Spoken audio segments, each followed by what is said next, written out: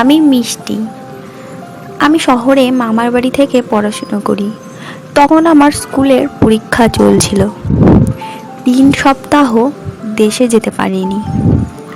বাবাকে সে কথা লিখে দিয়েছিলাম যে আমি 3 সপ্তাহের জন্য দেশে যেতে পারবো না। পরীক্ষা যেদিন শেষ হলো সেদিন শনিবার। ট্রেনটা ঠিক সময়েই স্টেশনে গিয়ে পৌঁছালো।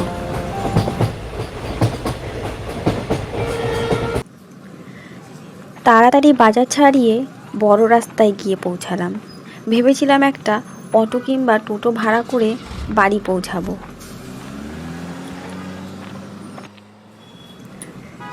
দাদা, ডহরপোতা যাবেন?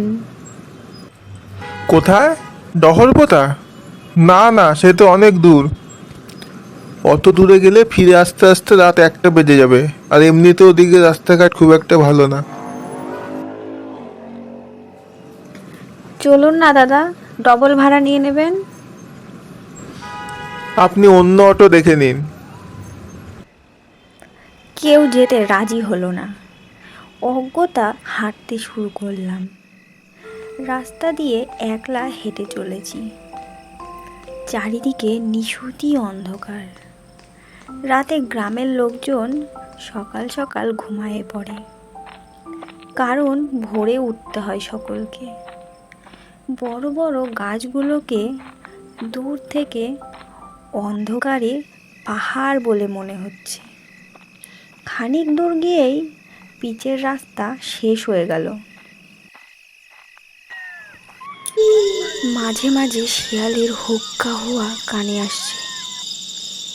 আমার কেমন যেন ভয় ভয় করতে লাগলো, কিন্তু কিসের যে ভয় তা বলতে পারবো না। একটা রাস্তার মোড়ে এসে দাঁড়ালাম। চারিদিকে কয়েকটা বড় বড় বটগাছ ডালপালা ছড়িয়ে জায়গাটিকে ঢেকে রেখেছে। শনি মঙ্গলবার ওই জায়গায় হাট বসে। হাট বেলাবেলি শেষ হয়ে গেছে। চারিদিকে ছোটোখাটো দোকান, তারাও দোকানের ঝাঁপ বন্ধ করে তখন যে যার বাড়ি চলে গেছে। বহুদিন আগে ওই গাছের ডালে একজন মানুষ গলায় দড়ি দিয়ে আত্মহত্যা করেছিল। সে ছোটবেলাকার ঘটনা, কিন্তু তখন থেকেই জায়গাটায় এসে দাঁড়ালেই দিনের বেলাতেও কেমন গা ছমছম করত। আর এখন তো রাত 10:30 বেজে গেছে।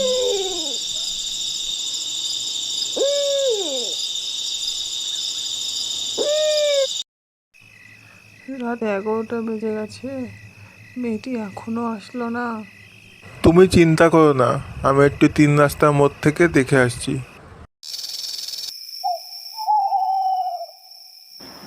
আমি ঢালু রাস্তায় নামতে লাগলাম।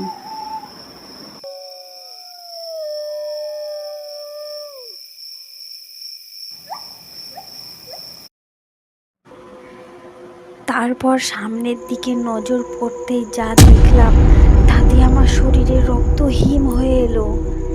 দেখলাম ওপারের রাস্তা দিয়ে একটা দাড়িওয়ালা মূর্তি ঢালু রাস্তা দিয়ে আমার দিকে নেমে আসছে। রাস্তায় তার পা নেই, শুধু হাওয়ায় ভাসতে ভাসতে এগিয়ে আসছে আমার দিকে।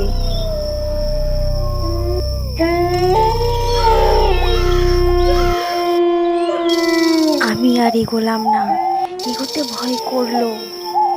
ও কি সেই লোকটার মূর্তি যে একদিন বট গাছে গলায় দড়ি দিয়ে মরেছিল?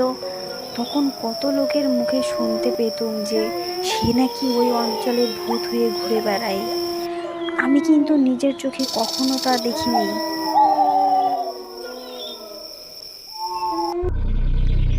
হঠাৎ আমাকে লক্ষ্য করে মূর্তিটা কথা বলে উঠল। কে ওখানে?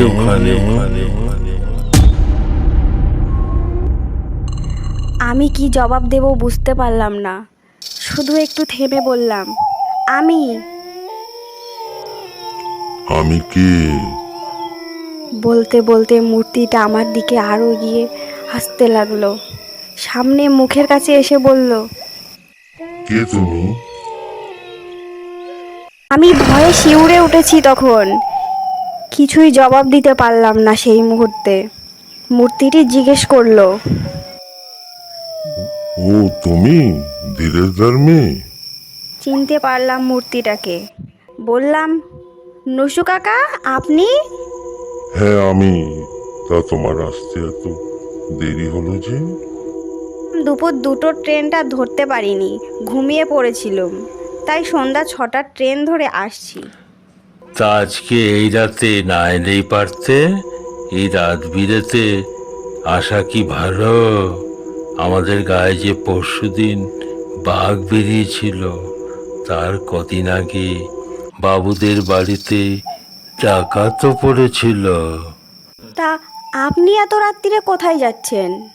জমিদার বাবুর স্ত্রী হঠাৎ ডেকে পাঠিয়েছেন। তার বড় ছেলের খুব অসুখ, আমাকে সেখানে গিয়ে শান্তি সংস্থান করতে হবে। যত রাতই হোক না কেন আমাকে সেখানে যেতেই হবে। তার বড় ছেলে এখন যায় তখন যায়, তাই খেয়ে নিয়েই দৌড়চ্ছি। আমাকে যে ডাকতে এসেছিল তাকে বলেছি তুমি এগিয়ে যাও, আমি খেয়ে উঠেই যাচ্ছি। তোমার সঙ্গে রাস্তায় কোনো লোকের দেখা হয়নি? কই না তো। আর রাত্রির বেলা হয়তো ঠাহর হয়নি তোমার।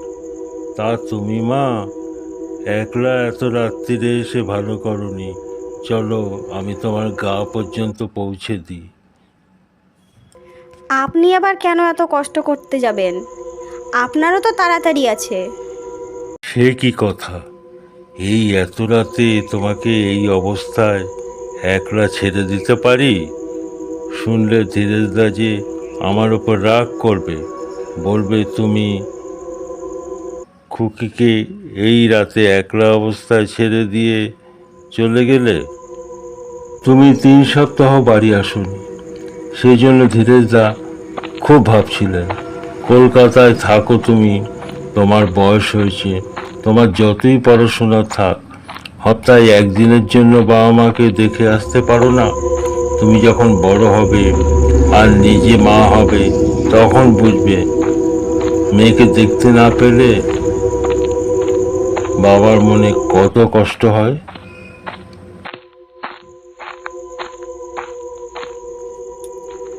আমি নসু কাকার কথা শুনে সেই কথার কোনো জবাব দিতে পারলাম না। চুপ করে নসু কাকার সঙ্গে চলতে লাগলাম।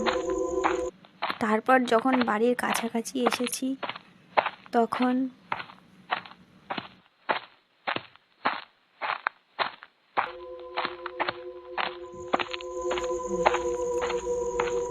এবার আর কোনো ভয় নেই, আমি চলি, আমার খুব তাড়া আছে। নসু কাকা চলে গেলেন।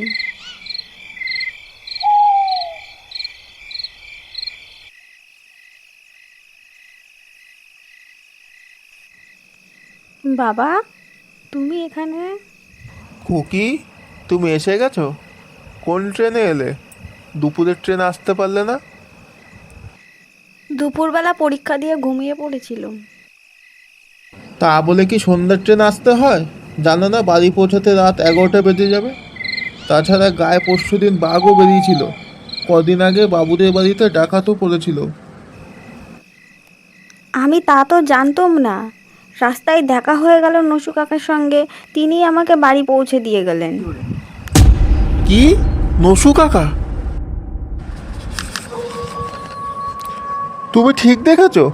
তোমার নসু কাকা, যিনি তোমার সাথে কথা বলেছেন? তুমি কি সব আবল তাবল বকছো? বাবারে, আমি ভুল দেখবো কেন? আমি নসু কাকারকে চিনতে পারবো না? কিন্তু এটা কি করে সম্ভব? তিনি তো আর বেঁচেই নেই।